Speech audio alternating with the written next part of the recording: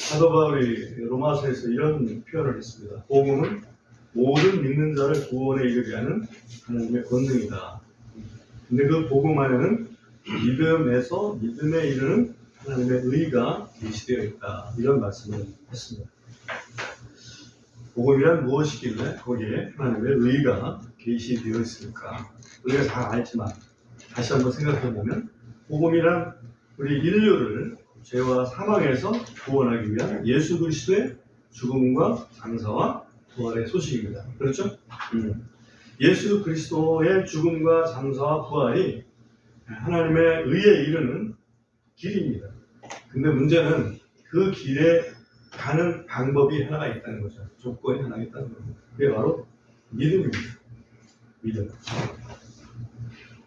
그리스도의 죽음을 믿음으로 우리가 죄사함을 받고 그리스도의 부활을 믿음으로 우리가 의롭게 되었습니다. 맞죠? 그래서 그리스도는 믿음의 창시자요, 믿음의 완성자라고 표현을 하고 있습니다. 그러니까 그리스도로 우리의 믿음이 시작하는 것이고 그리스도로 우리의 믿음이 완성되는 것입니다. 그리스도의 죽음으로 우리의 믿음이 시작하는 것이고 그리스도의 부활로 우리의 믿음이 완성되는 것입니다. 이해되십니까? 네, 오늘 그 말씀하고 지금 이 열왕기 하 5장에 있는 시리아 왕 나아만하고 어떤 관계가 있을까, 그런 측면에서 오늘 말씀을 좀 참고했으면 합니다. 읽었습니다만은 이 나아만은 시리아 사람입니다. 시리아 사람은 이스라엘 사람이 아니죠. 말은 같아요. 시리아가 아람이거든요. 예수님이 사용하던 방언이 아람어거든요. 그러니까 이 말은 같다 이거죠. 그런데 이스라엘 민족과 시리아 민족은 다르다고 봐야죠. 아무튼 이방인이었습니다. 그런데 열왕기 하에 1절을 보시면, 5장 1절을 보면, 중간에 보면 이는 주께서, 주가 대문자로 되어 있죠? 주께서, 누구를 얘기하는 거예요? 여호와께서. 그렇지. 이는 여호와께서 그를 통하여 시리아에게 구원을 주셨기 때문이다. 다시 말하면 여호와의 쓰임받은 이방인이었다. 나아만.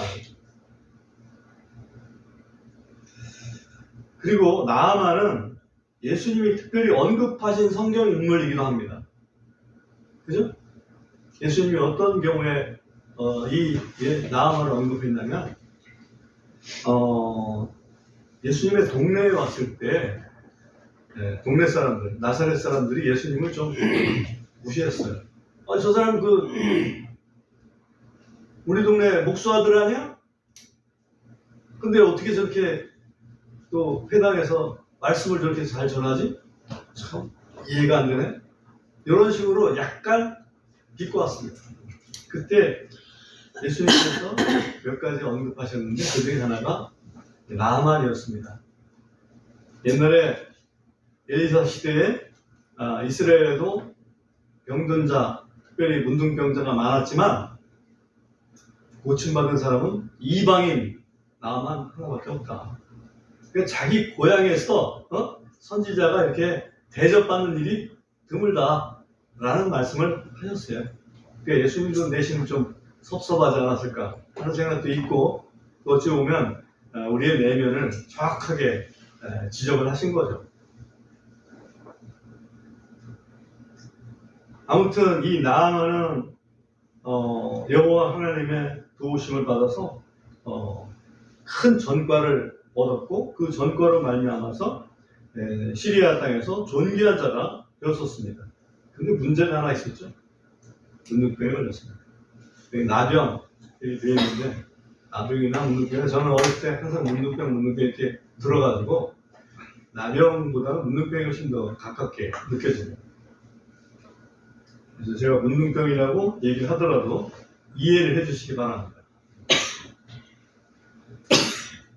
문둥병은 여러분 아시겠지만 피부병의 하나입니다. 근데 말초신경이 무감각해지는 그런 특성이 있어가지고 다쳐도 다친 줄 몰라요. 그러니까 엉망이 되죠.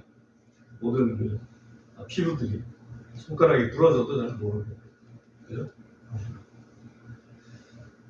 아주 그 희귀한 병이기도 하고, 지금도 문능병은 예방주사 없어요.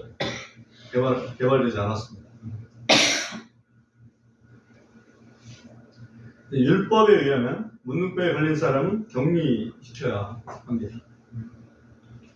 근데 이 시리아에서는 유세도 있었고 권세도 있어서 그런지 몰라도 같이 살았던 것 같아요. 그리고 마침 그곳에 누가 있었습니까? 이스라엘 소녀가 하나 있었습니다. 이스라엘 소녀가 딱 보니까 엘리사 선지자 같으면 틀림없이 고치실 수 있을 텐데 라고 하는 그런 이야기를 들려주는 거죠. 우리 고향 땅에 가면 예언자가 한 분 계신데 그 예언자라면 주인 어르신의 병을 고칠 수 있을 겁니다. 치명적인 병을 가지고 있는 자에게 그거를 고침받을 수 있다는 소식, 그 소식보다 더 반가운 소식이 있을까요? 없죠. 정말 이게 소위 복음이라는 거죠. 사형 선고를 받은 사람한테 너 이번에 특별 사면 받게 됐어. 만약에 8.15 특사로 사형수가 사형받지 않게 됐다 그러면 얼마나 기쁘겠습니까? 그게 복음이죠. 지옥에 떨어질 영혼이 그야말로 자기가 한 거 하나도 없는데 은혜로 천국에 갈 수 있는 길이 열려있다 라는 소식을 듣는다면, 그걸 진작에 듣는다면 그거보다 더 기쁜 소식이 어디 있겠습니까? 우리는 사람들이 워낙 영악하다 그러나요? 똑똑하다 그러나요?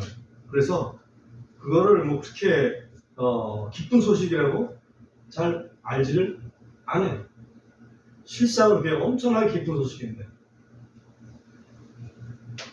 제가 예수 믿고 나서, 물론 예수 믿는 과정이 있었지만 예수 믿고 나서 저 어디입니까? 화장터가 어디 있죠? 벽사? 벽제? 벽제 화장터에 가서 시신이 이렇게 들어가죠. 들어갔다가 2시간 정도 걸타면 나오는데 그냥 그럼 들어갈 때는 멀쩡하게 물론 시신 상태로 들어가지만 나올 때는 보니까 완전히 한 줌의 그 인생이 무엇인가 그때 참 큰 충격을 받았습니다. 인생 아무것도 아니거든요. 근데 그걸 평생을 지옥에서 살아야 된다고 하면 어떻겠습니까? 그 지옥에 갈 우리 인생들을 우리가 한 게 아니고 하나님의 사랑으로, 대속의 은혜로, 그야말로 그리스도의 대속의 은혜로 우리를 지옥 가지 않고 오히려 영원한 천국의 복락을 누리게 하시겠다. 그게 얼마나 이게 다양한 일이냐.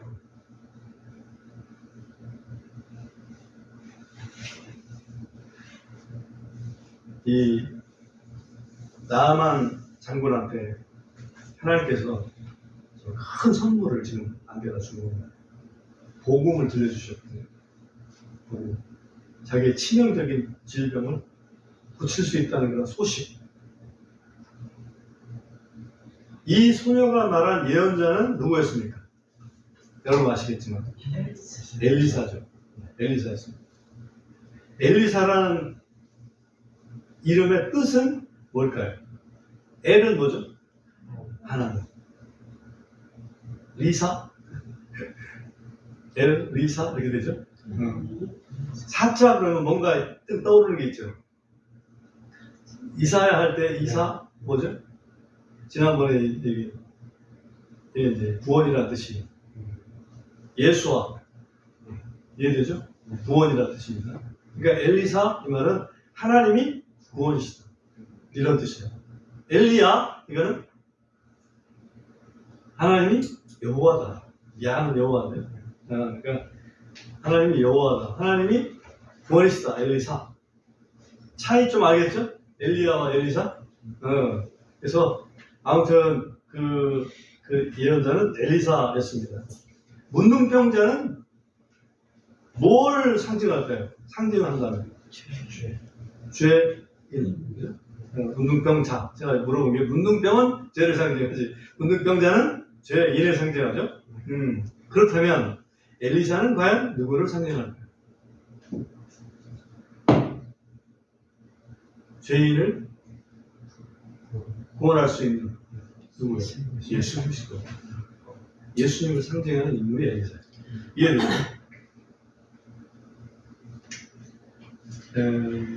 우리 하나님은 치료하는 하나님이신데 차제 하나 물어보죠. 치료하시는 여호와. 이걸 여호와의 이름 중에서 얘기하면 뭡니까? 여호와 라파. 그죠? 그래서 치료하시는 여호와. 여호와 라파. 구약에 보면 그게 돼. 우리 글에 여호와 라파는 안 돼 있는데 그 히브리어에 보면 여호와 라파 이렇게 돼 있어요. 이 복음을 듣고 나아만 장군은 엘리사를 찾아갑니다. 찾아갈 때 특별히 시리아 왕의 친서를 들고 가게 됩니다. 시리아 왕의 친서는 역할을 할 수 있을까? 한번 생각해 보죠. 그 친서의 내용인즉슨 6절 한번 보실까요?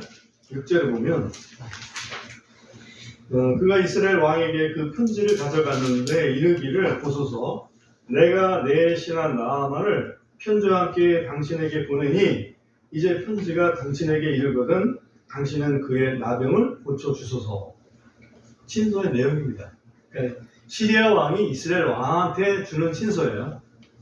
그러니까 내 부하, 내 사람 귀한 사람이니까 나병 걸렸거든 고쳐주시오. 내가 금일봉 보냅니다. 같이 친서로 보낸 거예요.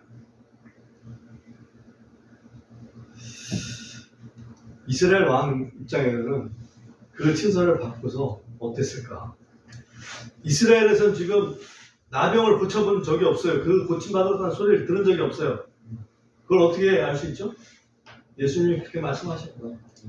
이스라엘 땅에 문둥병자들이 많아 있었지만은 하나도 고침받지 못하고 오직 이 시리아 사람 나만 한 사람 고침을 받았다. 그러니까 그전에는 고침받은 일이 없었죠?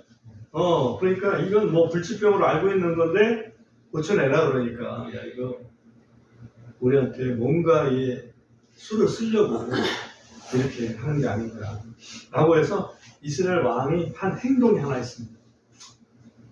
행동이 뭔지 여러분 한번 7절에서 한번 퀴즈를 풀어보십시오. 이스라엘 왕이 특별하게 한 행동 그게 뭘까요? 옷을 그렇죠. 자기 옷을 찢었습니다. 왕복을 찢었어요. 왕이 자기 옷을 찢어. 그건 뭘 뜻할까요? 자기 옷을 찢을 만큼 하나님 앞에서 내가 그리고 겸손하다. 내가 하나님이야. 이게 한마디로 하나님 앞에 겸비함을 나타내는 게 이 막 옷을 찢는 거거든요. 근데 성경에 보면 옷을 찢어서는 안 되는 사람이 나옵니다. 옷을 찢지 마라. 어떤 직책을 가진 사람은 옷을 찢지 마라. 그렇습니다. 제사장은 옷을 찢지 말라. 성경에 돼 있어요. 그 레위기 한번 잠깐 볼까요? 레위기 10장. 레위기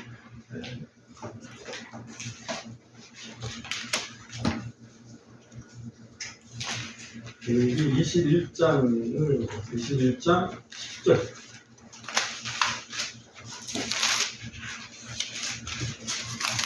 거기 보면 이렇게 되어 있습니다. 또 자기 형제 중에서 기름 부음에 쓰는 기름으로 그 머리에 부음을 받고 거룩히 구분되어 의복을 입은 대제사장은 자기 머리를 드러내지 말며 또 자기 옷을 찢지 말고 그렇죠? 대제사장 찢지 말아야 돼요. 그런데 예수님 당시에 예수님을 신문하던 대제사장이 자기 옷을 찢습니다. 뭔 얘기를 듣다가 찢냐면 예수님이 인자가 하나님의 영광으로 하늘에서 오게 될 것이다 라는 얘기를 듣고 옷을 찢습니다. 대제사장이 옷을 찢으면 안 되거든요. 근데 옷을 찢어요. 왜 대제사장은 옷을 찢으면 안 될까라고 생각을 해봅니다. 그 옷은 누가 입혀준 거니까? 하나님이. 지가 제 마음대로 찢으면 안 됐어. 하나님의 권위를 약화시키는 거잖아요.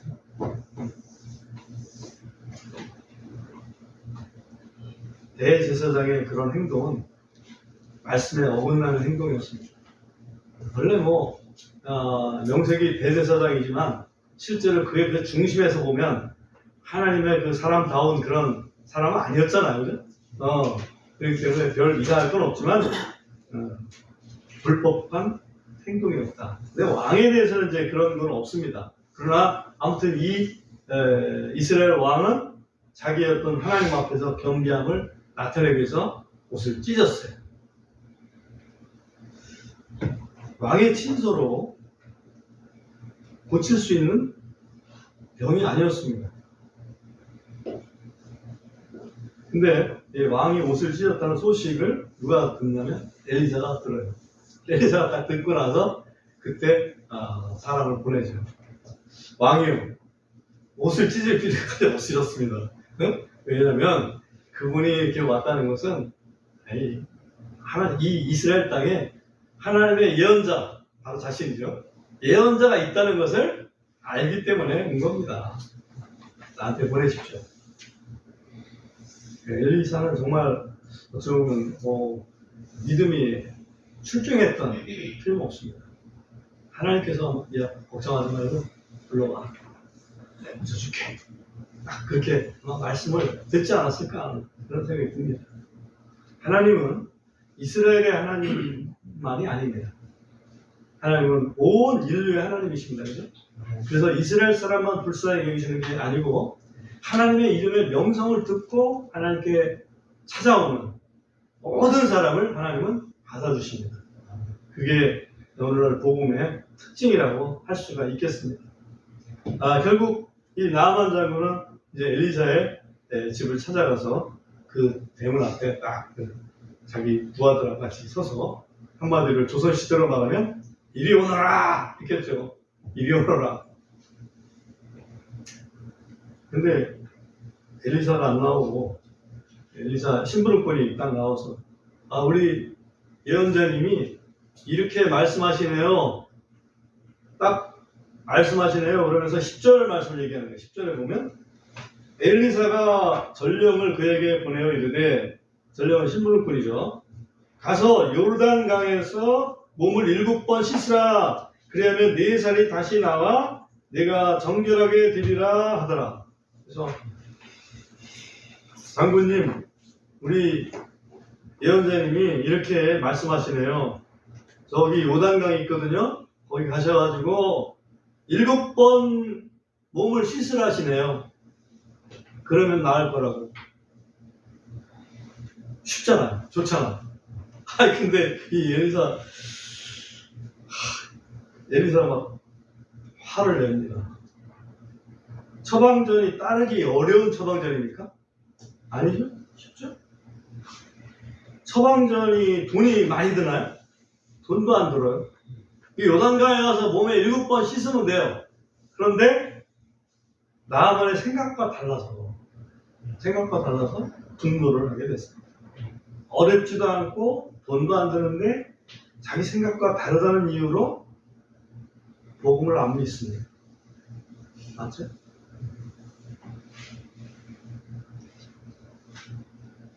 그렇다면 자기 생각이 그렇게 훌륭하면 자기가 그냥 고치면 되지. 왜 거기까지 와가지고 자기 생각하고 다르다고 딴전을 피냐고. 우리 하나님 앞에 똑똑한 사람들이 정말 대답을 할 필요가 있어요. 그렇게 똑똑하시면 스스로 구원을 하시든가. 예? 스스로 구원할 능력은 없으면서, 다시 말하면 죽잖아요. 다. 내가 살아올 수 있어요? 계속? 못하잖아. 그럼에도 불구하고 자기 생각하고 다르다는 이유로 복음을 안 믿어요. 아까 그 대제사장이 예수님 얘기를 듣고 옷을 찢잖아. 옷을 찢으면서 사람들한테 묻습니다. 자기 산해들이 공회원들한테 묻죠. 너희 생각은 어때? 이 사람 이게 정신 나간 사람이지? 맞소. 이 사람 정신 나간 사람. 이 사람은 아주 죄인이야. 그래가지고 예수님을 죄인으로 몰아버리잖아. 뭘 기준으로? 자기들 생각 기준으로. 그렇습니다. 여기서 한 가지 질문 한번 드려볼게요. 요단강에 가서 7번 몸을 씻으라 그랬는데 요단강의 영적 의미는 있을까? 사실 오늘 말씀의 핵심 중에 하나입니다. 요단강의 영적 의미는 회개입니다. 회개. 왜? 자기 생각하고 다르잖아요. 요단강보다 이 사람은 뭐라고 그러냐면 아니 우리나라에 더 좋은 강들이 많이 있는데 여기 무슨 강이 있다고 그랬습니까? 다마스쿠에는 아바나, 바르발 이런 강들이 있는데 왜 이 요단강 그 좁은 요단강에 가서 하라고 하냐? 자기 생각은 다르다 이거죠. 만약에 강에다 씻는다면 회개란 말이 헬라어로 메타노에어죠. 메타노에어. 이 말은 뭐를 바꾸는 걸 얘기합니까? 자기의 생각을 바꾸는 거. 생각을 바꿔야 돼요. 내 생각 버리고 하나님 말씀 따라야 됩니다. 이게 회개예요. 그러니까 나아만은 요단강에 가서 씻으라 그랬잖아요. 요단강에 가는 것 자체가 나아만으로서는 회개인 거예요. 나아만이 화를 많이 냈었잖아요. 근데 그 밑에 있는 두 아들이 똑똑했던 거지. 아니 장모님, 아니 뭐 그 예언자가 뭐 어려운 얘기 한 것도 아니고 돈을 크게 달라는 것도 아니고 그런데 그럼 뭐 쉬운 건데 그거 뭐 할 수 있잖아요. 어떻게 해요? 나아만이 딱 들어보니까 그 부하들의 말을 들어보니까 말 되잖아요. 여기 설득되는 게 중요한 겁니다. 설득돼야 이게 생각이 바뀌거든요. 설득되지 않고 뭘 한다 그러면 그건 믿음에 이르기 어려워요. 설득되는 게 중요합니다. 7번 물속에 담그라는 것은 뭘 의미할까요? 7번 물속에 담그라. 완전한 순종? 완전한 순종도 거기에 들어있는데 사실은 믿음입니다. 믿음. 예를 들면 물속에 한 번 몸을 담갔다가 물에서 올라옵니다. 그 필때 변화를 봅니다. 한 번은 그냥 그럴듯하겠죠. 두 번 또 담가봅니다. 물에서 올라오고 변화가 있나 없나 보죠.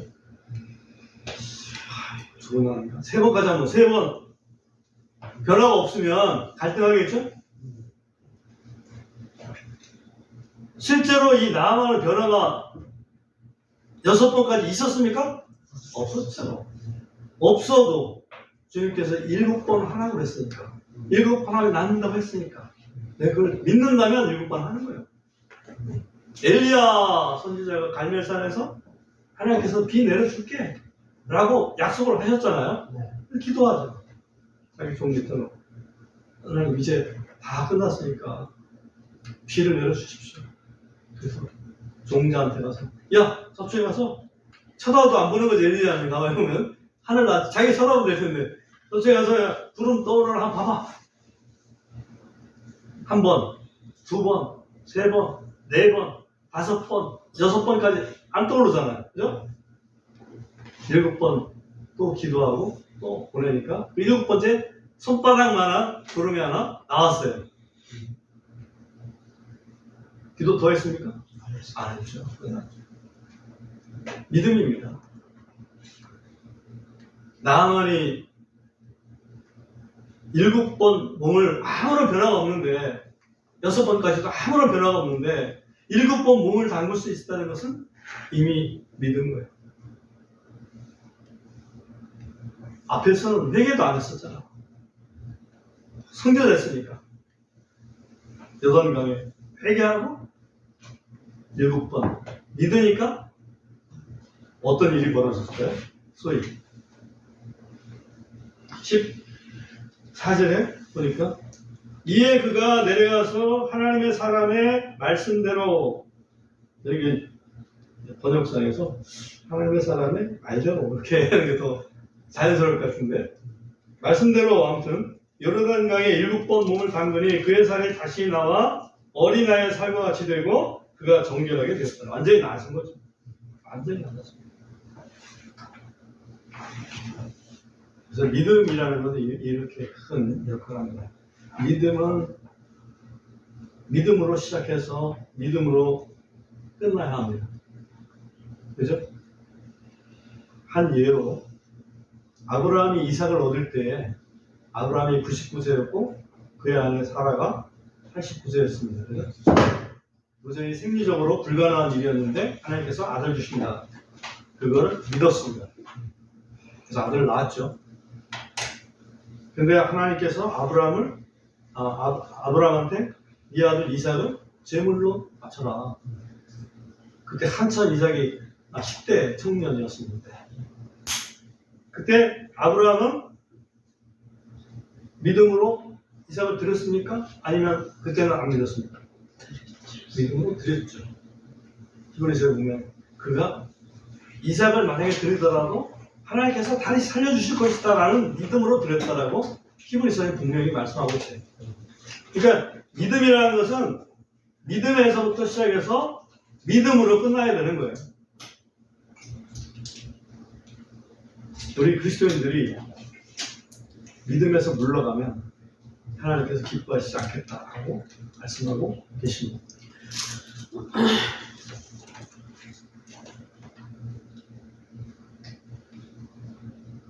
예수님이 산상수훈을 딱 마치고 산에서 딱 내려오십니다. 근데 한 사람이 제일 먼저 예수님 앞에 무릎 꿇고 간구합니다. 주님, 원하시면 주님의 뜻이면 내가 깨끗함을 받을 수 있겠습니다. 어떤 병자였죠?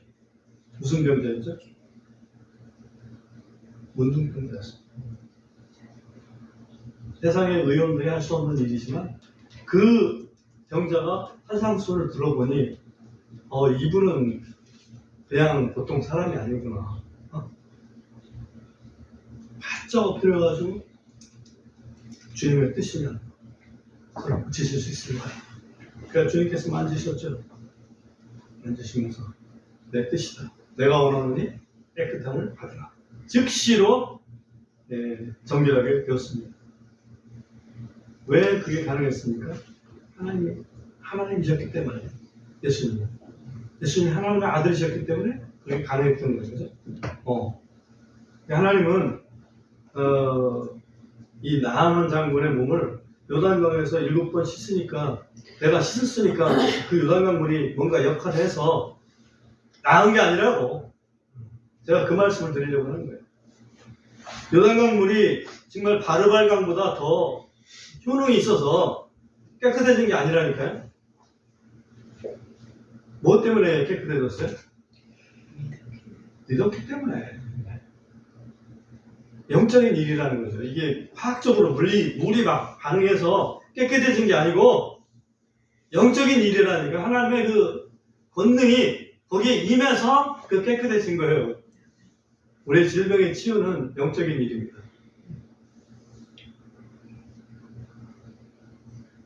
하나님은 복음을 제시하시고 믿음을 요구하십니다. 맞죠? 복음을 제시하셨어요. 이 나아간 자분에게 복음을 알려줬어요. 그리고서 그 복음을 제시해줬는데 거기에 믿음을 요구하시죠. 그리고 믿으면 그 복음을 완성시켜 주십니다. 복음은 약속이잖아요. 네가 믿으면, 네가 그렇게 가면, 요단강에서 가서 몸을 7번 담그면 너 깨끗해질 거야. 약속이잖아요. 복음은 약속. 네가 예수 믿으면 구원 받을 거야. 영원한 생명이 있어. 믿는 자에게 그 복음을 완성시켜 주십니다.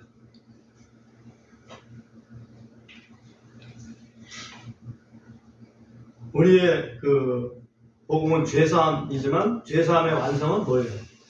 우리의 영광의 영원한 부활의 몸이거든요. 영원한 부활의 몸은 언제 완성될까요? 언제 이루어집니까? 예수님 뭐 하시는 날? 재림하시는 날. 예수님 재림하시는 날 그리스도 안에서 죽은 자들이 부활해서 일어나고 우리 믿는 자들이 몸이 변화돼서 영광스러운 몸이 돼서 우리 주님을 공중에서 만나게 될 거다라고 분명히 말씀하고 계십니다. 그러므로 우리가 믿는다는 것은 그리스도의 죽음에 동참하는 것이고 우리가 믿는다는 것은 그리스도의 부활에 동참하는 거예요. 이게 소위 회개와 믿음입니다. 그래서 오늘 우리가 암송성고를 갈라디아서 2장 20절을 택했던 이유가 그겁니다. 한번 갈라디아서 2장 20절을 다시 한번 확인해 보겠습니다.